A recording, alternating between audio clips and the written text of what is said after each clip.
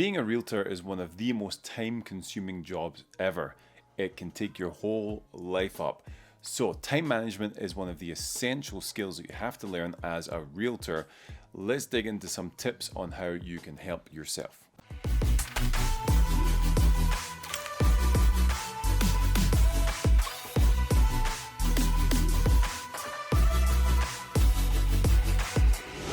What's up guys, Lewi Gault here. Welcome back to another video on the channel. Hope you guys are doing well.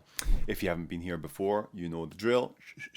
Do all the stuff, subscribe and all that jazz if you want. We are talking about time management today. It's a topic that we've been actually talking a lot on Clubhouse. We've been over there doing a lot of kind of masterminds and discussions about time management and how essential it is to manage this skill, because without it, all the other stuff is kind of pointless because you can't figure anything out. You can't figure out how to structure your day or how to really evaluate the things that are important and the things that are not. So what we're going to do is dig into the subject and go through a few points that I think are key to considering if you are going to really put this into practice and manage your day. So the first thing I want to dig into is something called the time matrix or the time management matrix.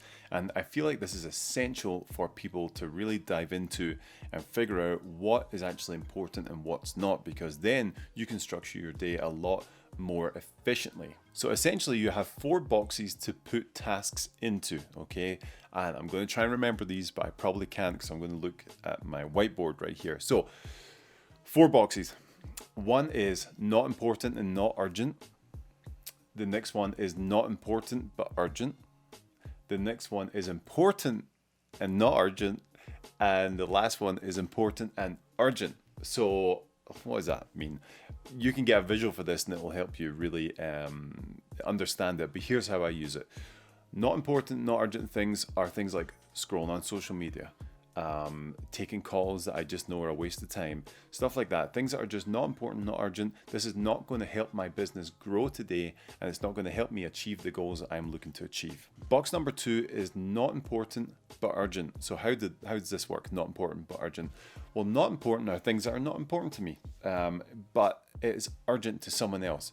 So if someone reaches out and says, "Oh, I need this, I need this, I need this," but it's been a complete lack of preparation on their end, it's not important to me, so I need to decide if I have time in my day to help with that particular task. Now, obviously I will try and help people with different things, and this could be agents, this could be clients, this could be a title company, it could be whatever, right? Maybe a marketing company that's trying to help do something. But if they have dropped the ball on something and it's super urgent to them, but it's really not important to my business and the growth for the day, the week, the month, the year, then it's going to fall into a certain category of where I'm going to put things.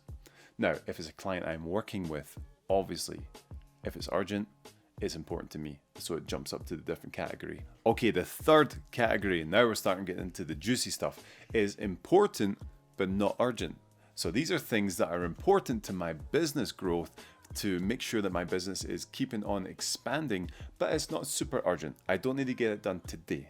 I'd like to get it done maybe this week or this month, but not today. So it's not in my urgent category, but it is important for my business. And the last one, if it's not confused you already, is important and urgent. These are things that need done today.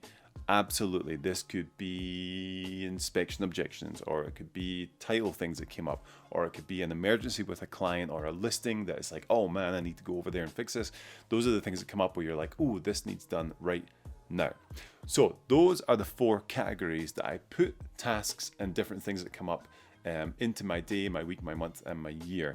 And this really helps me to plan out what I'm doing and why I'm doing it. So check out the time matrix, or the time management matrix, some people call it.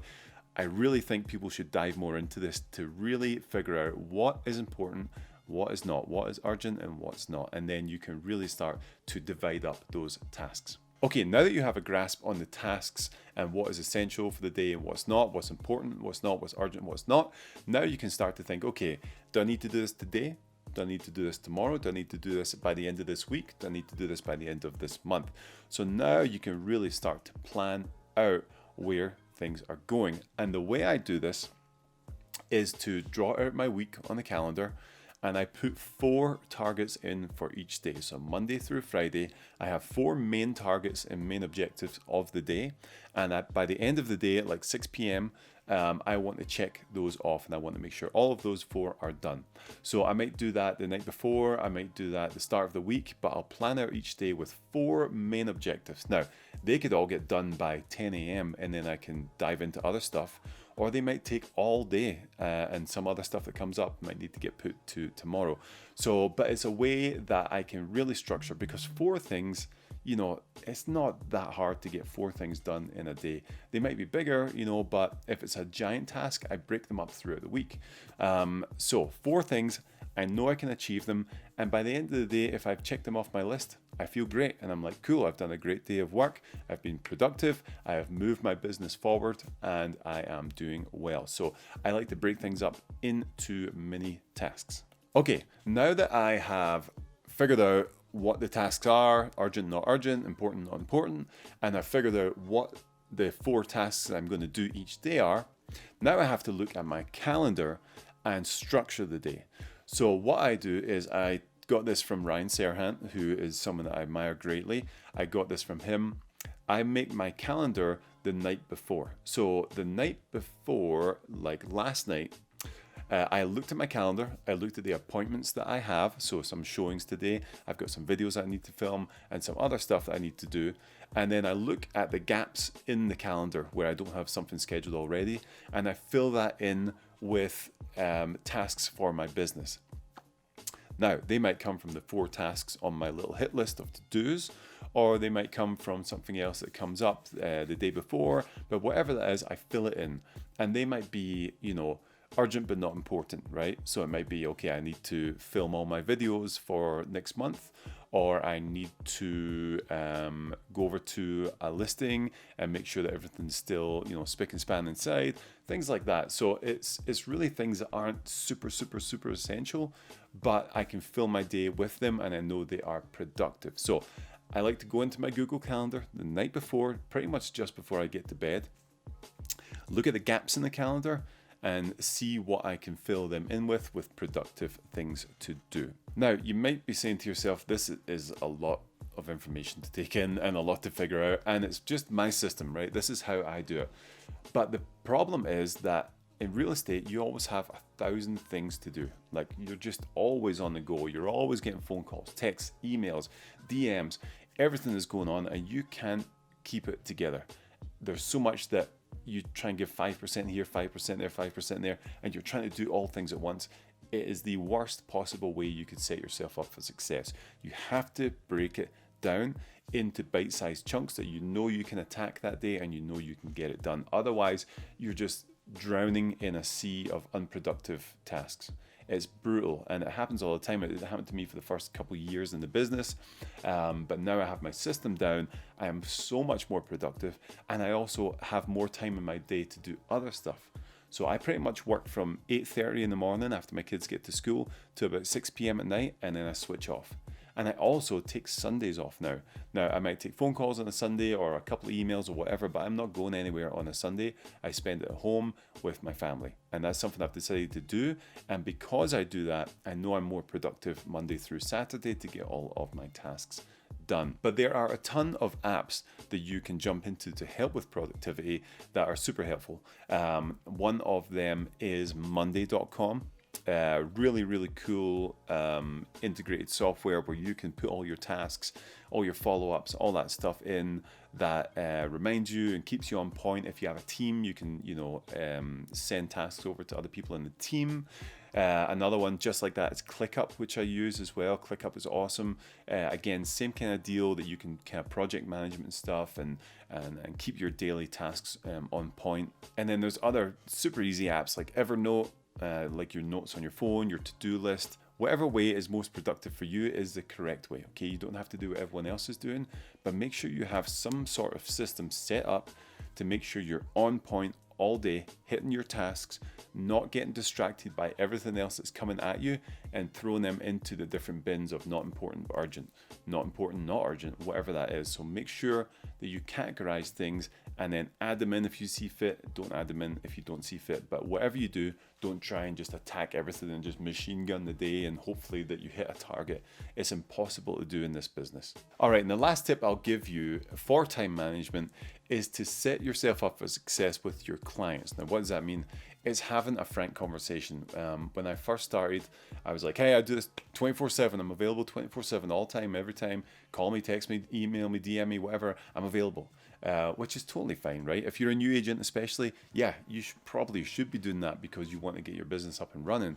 But once you've been in it for a while and once you're comfortable and established yourself, or if you just from the start are saying, hey, I've got boundaries, then set them with your clients. So nowadays with my clients, I tell them I'm available 22/7 because between 6 p.m. and 8 p.m. I'm not on call. My kids and my family, I have dinner, I get my kids to bed, we do all that. And then after that, I'll maybe reply to some emails or whatever, but I'm 22/7. So within 6 to 8 p.m., I'm not available for you. But Sundays, I'm taking the whole day off. So I may be available if something urgent comes up or if we have a contract going out or whatever that may be, but I'm not doing showings on a Sunday. I'm not going out and about. I'm not going to be on a 2-hour Zoom call with you and stuff like that. So make sure that you set your boundaries with your clients. And what you'll find is that clients will actually respect you more for setting those boundaries. I've had that a lot, especially from some people who are a little older than me.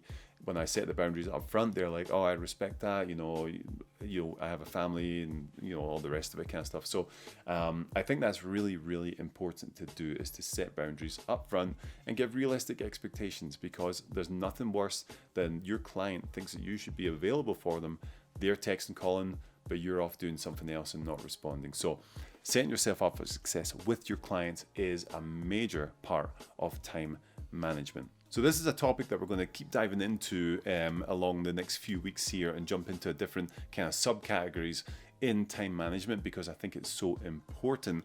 I've got a video coming out in the next week, I believe, and it's a day in the life of a realtor, and it's going to follow me for the day of what I have been doing. And it was a bit of a crazy day, but you'll see how time management is super effective and it is key to have a successful day. So that will be coming out. Make sure you check that out when it comes out.